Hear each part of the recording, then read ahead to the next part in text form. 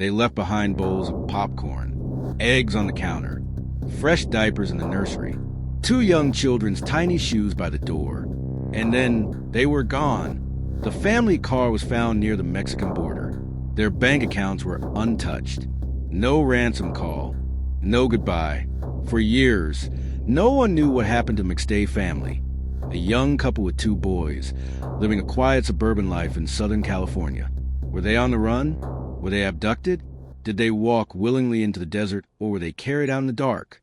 It would take nearly 4 years, a shallow grave, and one monstrous secret to finally reveal the truth.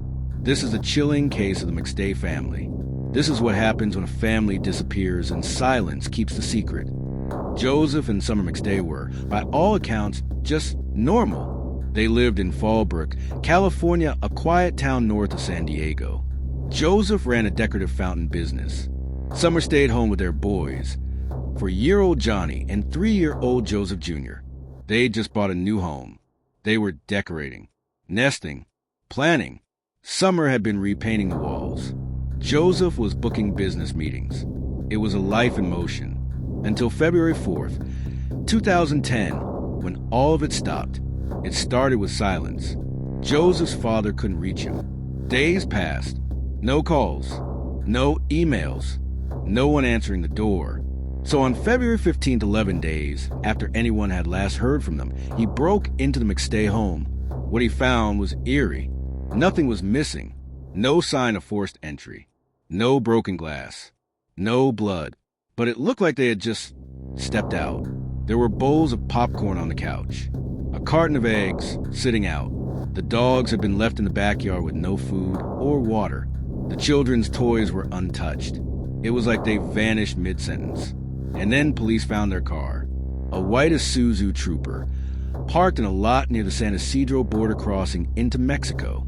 Inside, a child's car seat, snacks, and old receipts. Surveillance footage from the border crossing that night showed a family of 2 adults, 2 children walking hand in hand into Mexico. But the footage was grainy. The people were never confirmed to be the McStays. And that was the problem. Everything looked like it could be them, but none of it made sense. Authorities floated the theory. The family fled to Mexico. Maybe they wanted a new start. Maybe they were running from something. Maybe Summer, known to be protective and anxious, was trying to escape imagined threats. But none of it added up.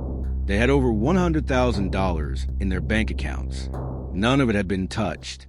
They'd made no withdrawals, no transfers, no last-minute purchases. Joseph had business meetings scheduled for the following week. They'd recently signed mortgage paperwork. Summer had been researching homeschooling. Their passports were never found. There was no known connection to Mexico, no criminal ties, no whispers of debt, no family feud. They were just gone. For 3 years, theories flourished. They had joined a cult. They were in witness protection. Summer had snapped and fled with the kids. But then, in 2013, a motorcyclist made a discovery in the Mojave Desert. A shallow grave, skeletal remains. 2 adults, 2 children, wrapped in blankets, beaten with a sledgehammer, buried together in the sand. It was a McStay's. The news sent shockwaves across the country. This wasn't a disappearance. This was a quadruple homicide. The family hadn't crossed the border. They had been driven into the desert and murdered. But by who and why? Investigators began retracing old connections. They turned their focus to someone Joseph had once trusted, a man who worked for his business. A man named Charles Chase Merritt. Merritt had a criminal record. He'd served time for burglary and fraud. He was Joseph's business associate, someone who had access to company funds and dealings. And shortly after the McStays disappeared, he began writing himself checks from the company account. $15,000, $4,500, another for $2,000. When questioned by police, Merritt was vague, nervous.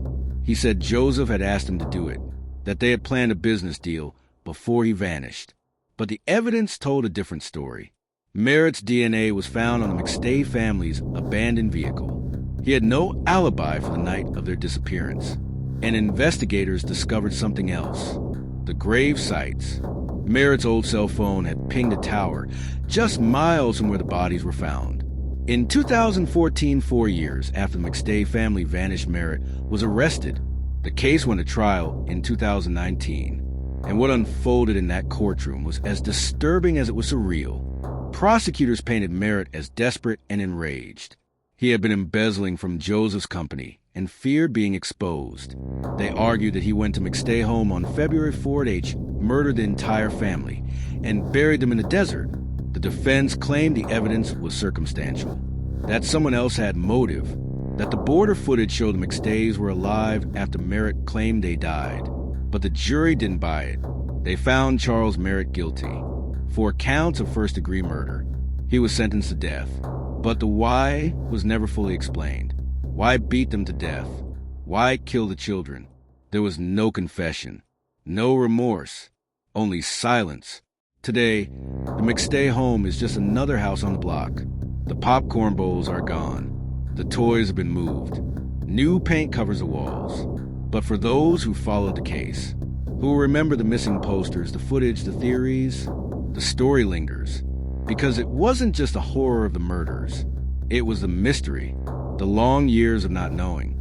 It was the fact that a whole family, 2 young children, could disappear. And for years, no one knew they were buried in the earth just 100 miles away. They were not lost in Mexico. They were not hiding. They were murdered by someone who looked them in the eyes and still chose to destroy them. In the end, this isn't just a story about a missing family. It's a story about betrayal, about how evil doesn't always come wearing a mask. Sometimes it comes in the form of a handshake, a business deal, a so-called friend.